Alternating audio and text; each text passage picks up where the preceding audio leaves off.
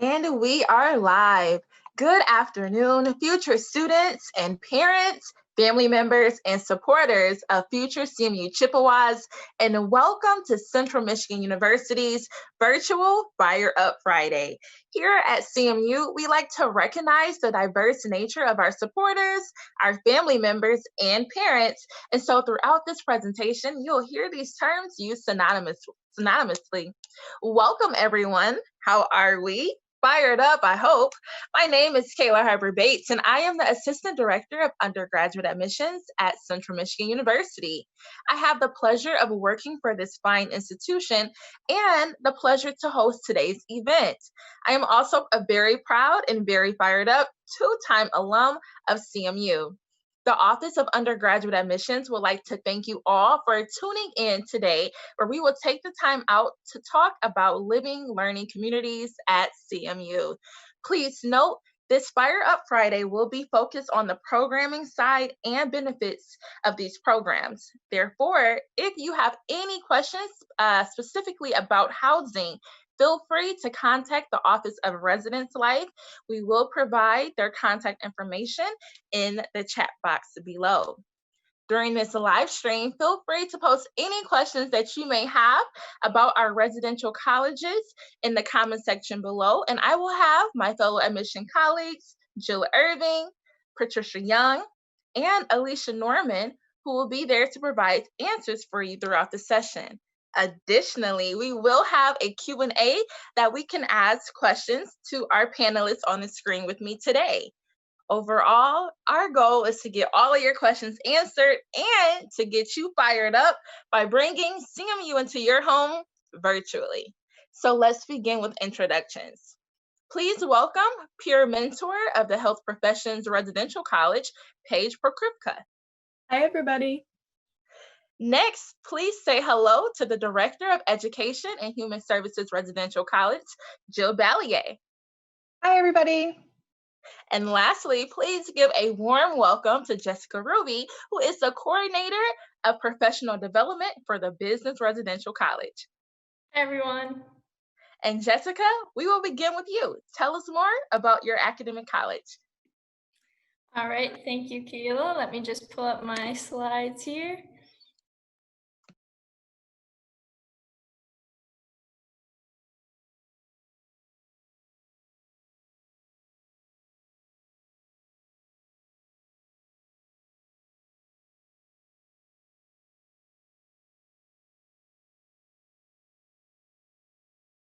All right, thank you, Kayla. As she mentioned, my name is Jessica Ruby. I'm the coordinator of professional development for the Business Residential College, which is a living learning community located in Trout Hall for freshman students that are interested in studying business. Now, I could sit here and talk to you all day about how much I love the BRC and all of the different benefits that we offer, but I'll try and keep it short and make sure that we get your questions answered here too. So first, I just want to talk about some of the BRC benefits that really stand out to me. And a lot of those just come from being a part of the BRC community. So you're stepping on campus not as a single individual, but into a community of like-minded students who are dedicated to their academics and developing themselves professionally, and are also interested in studying one of the 17 majors in the College of Business that we offer at CMU. So that really right there is a great start off to your freshman year. We also have lots of opportunities for students to develop themselves as leaders and to learn more about their own personal leadership styles. And a lot of that happens through our first year experience course called Business 109 that is developed exclusively for BRC students to kind of give them a head start in their leadership development, and also give them a bit of a leg up on other business students, because we'll start off in our curriculum going through different, building different leadership skills, and also talking about different professional development strategies, and starting to do some of those things that you'll do in your business classes a little bit earlier. Something else that BRC students are involved in is they complete a certain number of community service hours every semester. So we do a lot of those as a group, as the BRC, but we also encourage students to kind of step out of their comfort zone and go off and take on some of those different causes that they're passionate about. And we give them the tools and the confidence to be able to do that, which is pretty cool. We also encourage our students to get involved on campus. There are a wide variety of student organizations within the College of Business, but also campus-wide. There are a lot that are major specific, but really something for everyone and every interest that they have. And you'll actually see a lot of the registered student organizations within the College of Business on their executive boards are a lot of BRC students because of those leadership skills that we're helping them build really early on. We also help students with professional development. As I mentioned, I'm the coordinator for professional development, which means that I am the instructor for that once a week class that we kind of work through some of those professional development skills, building a resume, getting students building their confidence and getting them ready to present themselves to recruiters at the career fair, which we have students go to in their first semester at CMU, which is something that you really won't hear a lot of other business students doing outside of the BRC, which is pretty awesome. We also have an extensive alumni network, which we utilize as often as possible. Our alumni are often very excited to get involved with our freshman students, and we do different networking and alumni nights, and those students are really good resources to kind of help our freshman students through their first year and beyond, getting them involved in different organizations and in internships and things like that, which is pretty cool. So as I mentioned, we have a required number of service hours each semester, but we often see students going above and beyond those, which is so awesome to see. And we have students volunteering not only in the Mount Pleasant community, but all around the state and around the country as well. And those leadership skills really kind of guide them through their freshman year and beyond. Like I said, you'll see a lot of our students on the executive boards of different student organizations, and also a lot of students getting internships after their freshman year, and really, like I said, giving them a leg up on other business students. And I'm the coordinator for professional development, so they get to meet with me once a week, as well as some other alumni who really provide that hands-on experience and that one-on-one guidance. And we also have some second-year alumni living on the same floor with those freshman students. So if students have a question about something in their class or an internship or a major that they're interested in, all they have to do is walk down the hall or get in contact with one of our alumni, and they're going to have their questions more than likely answered right then. And something that I realize I haven't even touched on yet, which is probably one of the greatest things about the BRC, is that we really see students building lasting friendships. Most of my best friends at CMU are people that I met my freshman year that lived just a couple doors down from me, people that I ended up rooming with. And we have so many fun social events that we put on to be able to build that kind of a community, which is really awesome to see. And hopefully some of you that are watching today are interested in joining the BRC. And if you are, you can go to the CMISH website and type in BRC or Business Residential College, and it'll link you right to the online application. Applications are open, and hopefully we can get some of you to join in the fall. I think that's all I have, Kayla. If there are some questions that I can answer, I would be more than happy to. Absolutely. Thank you, Jessica. All great information about the Business Residential College. So again, parents, supporters, family members, and even future students, feel free to start posting those questions that you may have. Jessica, tell us some more about some of the fun social events that the Business Residential College hosts. Yeah, one that I guess kind of sticks in my mind is what's also kind of linked to a fundraising activity. Every year we do a Pie the e-board event. So at the end of the year, maybe if freshman students are a little bit, I don't know, fed up with the e-board or just have made some friends on the e-board, they get to buy a pie for I think $1 and get to throw it at their favorite e-board member, and sometimes our advisor will join into, or some other people from the hall. That's just one example of a fun social event, but we also do an annual rock climbing event. So there's rock climbing right on campus, and we'll have students go over there. And last year, or my year, we incorporated some minute to win it activities too for people that didn't want to rock climb. But really a lot of events aren't that formal, and they'll just take place in the hallway. You can go onto the second floor at any point. You'll probably see people just hanging out in the hallway talking to each other, which is pretty cool. So I love that.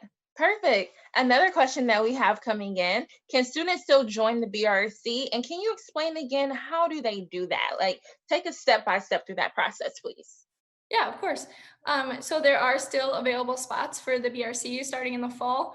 Those applications are still open online, and the easiest way to get to that would just be to go to the regular CMISH website, cmish.edu, and just type in BRC in the search bar, and it'll take you right to the BRC page under Residence Life. And right at the bottom of that page, there's a link to apply to the online form. Okay. And those applications move pretty quickly, so you usually hear back pretty soon after applying. Nice. So they will hear back via email or a phone call. Yep, I think they're communicating in both ways right now, kind of trying to Okay. get creative during these times. But yeah, Absolutely. usually there's a little bit, I don't want to call it an interview, but a phone call to kind of answer any more questions that students have and kind of make sure that the BRC is a good fit for them and that they understand what it is. And yeah. Absolutely. Communication is key. Mhm. Awesome. Thank you, Jessica. So we're going to continue on. We're going to go to the next person, who is going to be the Director of Education and Human Services for the residential college. So please welcome Jill Ballier. Take it from here, Jill. Hi, thank you, Kayla. I'm going to pull up my presentation, so just give me one moment.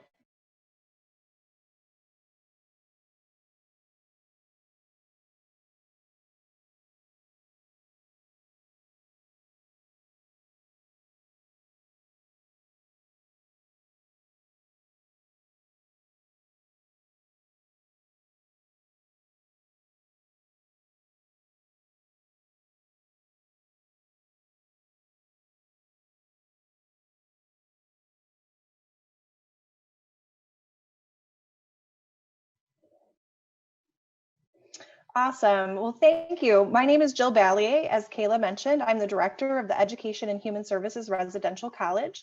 We were established in 2005, and we are a community that's located on the second floor of Sweeney Hall.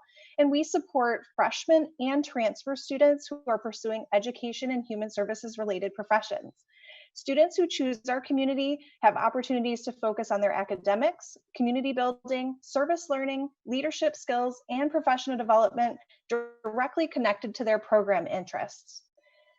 The Res College is committed to providing students with these opportunities to really explore and engage in campus activities, create connections with others who share their commitments to their programs and their potential careers. And the residential college provides additional opportunities for these students to work together with faculty that are from their particular fields of study. We have about 80 students or so that live with us. We also have 2 peer mentors and a 5-member student executive board. They are the ones that really come up with all of the fun activities that we do and coordinate the leadership and professional development activities. A few examples of the things that we do each year: we have an annual canoe trip that we take down the Chippewa River here in Mount Pleasant. We also work with the Mount Pleasant Parks and Recreation Department to do a local park cleanup. And additionally, we work with our local care store, after school programs, and other community programs. Here is a list of all of the programs that are part of the College of Education and Human Services. As you can see, they are quite diverse, but the common theme is really that they have a dedication to really enhancing the lives of others in a variety of ways. The Education and Human Services Residential College is really home to a couple of smaller groups.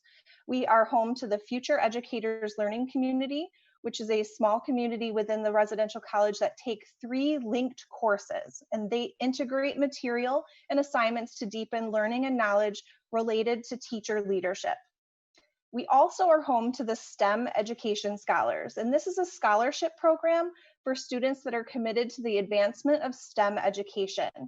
Our scholars have access to assist with local outreach programs, workshops, career building activities with students from preschool all the way through 12th grade. But in addition to joining other students that are interested in teaching STEM areas, they really develop a strong understanding of the best ways to integrate STEM education into other subject areas.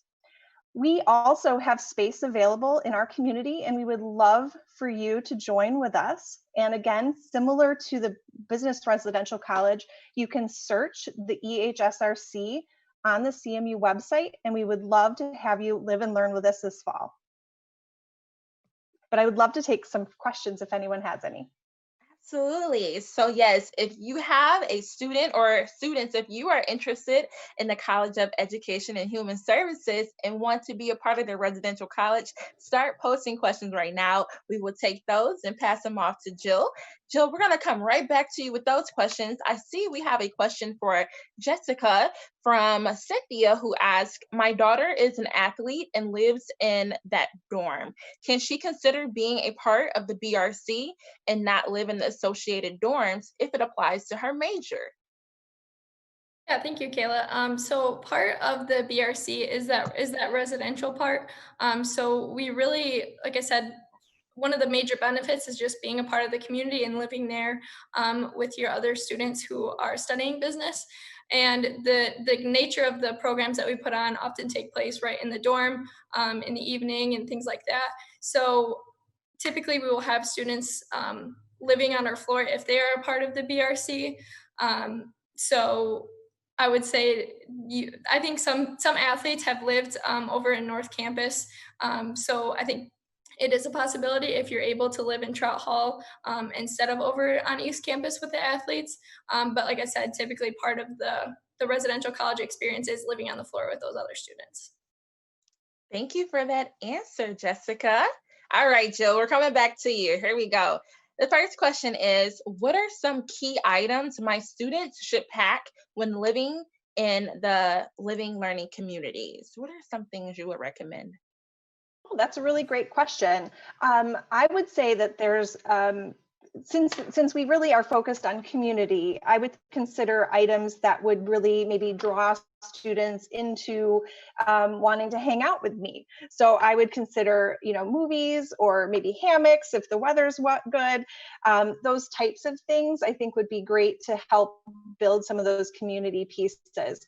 I think the last thing I might mention is if there's any board games or things that I enjoy playing that I could share with others that I'm living with on my floor. Absolutely. Those are great things to bring. We want to build community. If you have a cell phone, TikTok is always fun. One of my favorite go-tos. I love it. All right. Our next question comes in from Jennifer, who asked, as an education major, can you still participate in education dorm community activities? For example, a canoe trip if you are living in the honors dorm?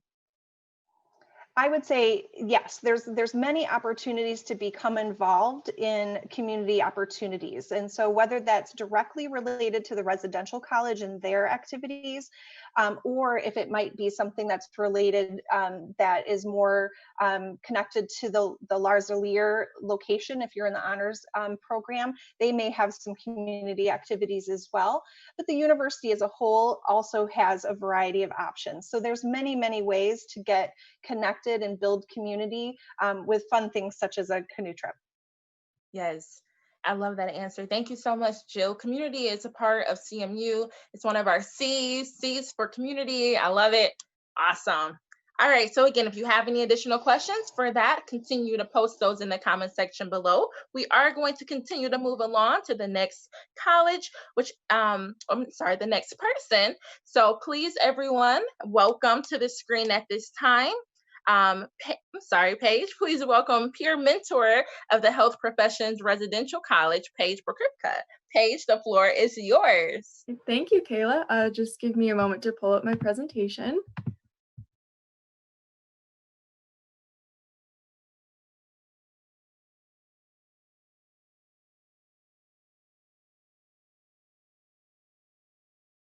All right, so as Kayla mentioned, my name is Paige Pokrivka, and I am the peer mentor for the Health Professions Residential College, or HPRC for short. And we are a living learning community residing in the second and third floors of Emmons Hall. The HPRC really is, although it is on 2 different floors, it's really a close-knit community, and I want to tell you a bit about the benefits of our program specifically. So something that we really like to try to do is get our students into cohort classes. So we work with College of Science and Engineering and College of Health Professions advisors and faculty members to figure out the best professors and the best classes to put our students in. So when you go to a class, you're never going to go in there not knowing somebody. You'll see one of your fellow HPRC members from down the hall, and it makes it a lot easier to form study groups and have somebody to walk to class with and things like that. Another benefit that we have is our student-led program. And this is a lot based on leadership too, I can mention a little bit later. But we have a student advisory board made up of 17 students that really work together. We meet once a week and work together to bring programming to the rest of the HPRC members, ranging things from community events to academic presentations and things of that sort. As I mentioned, we also have a close-knit, friendly community. Although we are on 2 floors, I can genuinely say a month or 2 in, you can walk down the hall and you can know everybody that you're walking past because we have so many community events and we do have monthly community meetings. You really get to know the people that you're living around very well, very quickly. And going into network opportunities, we have over, as it says at the bottom, over 2,000 successful alumni from the HPRC family. And we really try to get alumni to come in, professors to come in, professionals to come in, and do Q&As with you, just to eat dinner, do presentations and things of that sort, just so you can expand your network your freshman or sophomore year at CMU. And another one thing that we like to really focus on is preparing you for graduate programs. With most health-related fields, you're going to be going either into a 2-year master's program or a doctorate program. So we really want to prepare you for filling out those applications and writing those personal statements. So we like to give you a lot of opportunities and resources to really build up those experiences and make you more of a well-rounded individual. Going back to the close, friendly community, we have a quote that we like to kind of live by in the residential college that goes, "Where strangers become friends and leave as family." And I can really speak on that personally. Some of the people that I met my freshman year are now some of my best friends my senior year. So it's really a great place to get to know like-minded people and build those lifelong connections, like I think both Jessica and Jill kind of touched on a bit as well. A little bit more about the programming side versus the benefit side of the, well, the programming side is also beneficial, but we have our HPRC Student Success Program, which is based on our 5 core standards: community, leadership, academic, scholarship, and service. And these, each of these programs here will have events going on each semester where you can fill out these specific requirements. So for community, in the past, we've gone to the golf center and had the HPRC family outing where we played mini golf and had ice cream. For leadership, like I said, we have a lot of leadership positions within the residential college, and we also like to promote conferences. And also the Learning Communities Leadership Conference is something the HPRC likes to plan with the other residential colleges. So you can have leadership experience either participating or being a facilitator for that conference. Academic wise, obviously if you're going into health professions, grades are really important. So we like to enforce going seeing your academic advisors, going to professors' office hours, and also we have 2 peer mentors, myself and another. So we are also there as academic resources for you. So there's many ways to fill that academic requirement there and help you prepare for your higher level classes. And then for scholarship, we like to kind of consider that as learning outside of the classroom. As a health professions major, you're going to be doing a lot of science courses, like biology and chemistry. So we like to expose you to other things like cultural events and more things learning about diversity. So that's what our scholarship point is for there. It can be anything from going to different speakers for like the different awareness months throughout the year and things like that. And another thing that we really like to enforce is service, because also when you're applying to those graduate programs, a lot of them are going to require you to have some community service. So each semester we do have a community service requirement, but we have a very wide range of different ways that you can get those service hours. We have students working on campus, in the community, all across the country in alternative breaks, doing health-related things, and also in global brigades doing health-related things across the world. So there's a ton of different ways that you can get involved within the HPRC. Another thing too is we have a stretch of road through Adopt a Highway that we use and clean up every semester. So we are really big into sustainability. We have a sustainability chair, and we work really to do service-related opportunities related to sustainability as well. So overall, it's an excellent program for anyone wanting to go into anything from being a speech language pathologist to a doctor, anything in between. We're really focused on more of the health professions careers, not necessarily the major. So if you're going somewhere into the health professions, we'd love to welcome you into our community. We have a lot of different people that are all very like-minded because, you know, in the health professions, you are going to work with a lot of different people. So I'd love to answer any questions if anyone has submitted any of those. Perfect. Thank you, Paige. All great information. I will tell you this. I want to join a residential college at this point. So many benefits for students. I mean, with the service, the leadership opportunities, the networking opportunities. My gosh. Okay. So our first question for you, Paige, is from Manisha, who asked, my daughter will be living in the honors community, but she is pre-med. Can she participate in activities from the HPRC community? So the way the residential college works, it's really, as we've mentioned, a living learning community. So where you live is what you're going to be experiencing. So to really get the benefits and the programming of the HPRC, you would need to live in the HPRC. I cannot speak on behalf of the other residential colleges, but for mine specifically, I know that we do sometimes for their sophomore year, we can accept HPRC students in who are not freshmen. So I know not every residential college does that, but specifically for the HPRC, if you do your first years in honors college, you can apply to be in the HPRC your second year.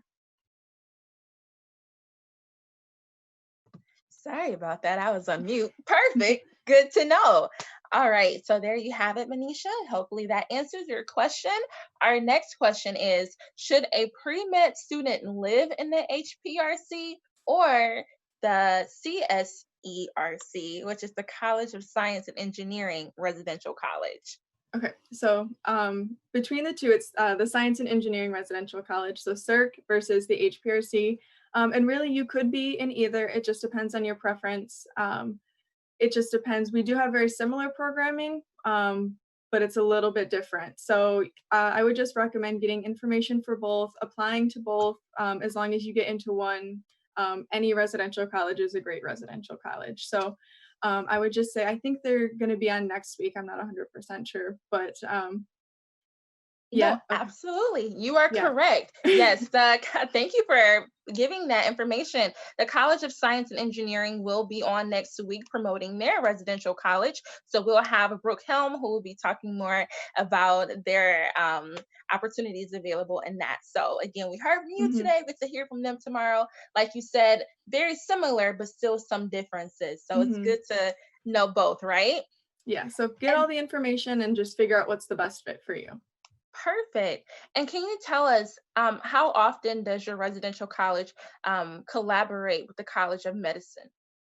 So in this past year and this year coming up, we're really working on focusing on bridging that gap between the College of Health Professions and the College of Medicine. We're hoping to invite more faculty members in to speak. So we are really trying to bridge that gap so you do get that those networking opportunities and those face-to-face interactions with the people in those colleges. Perfect. Bridging the gap. Oh, Paige, you're speaking my language. I love this. I'm hoping this is great information for you all.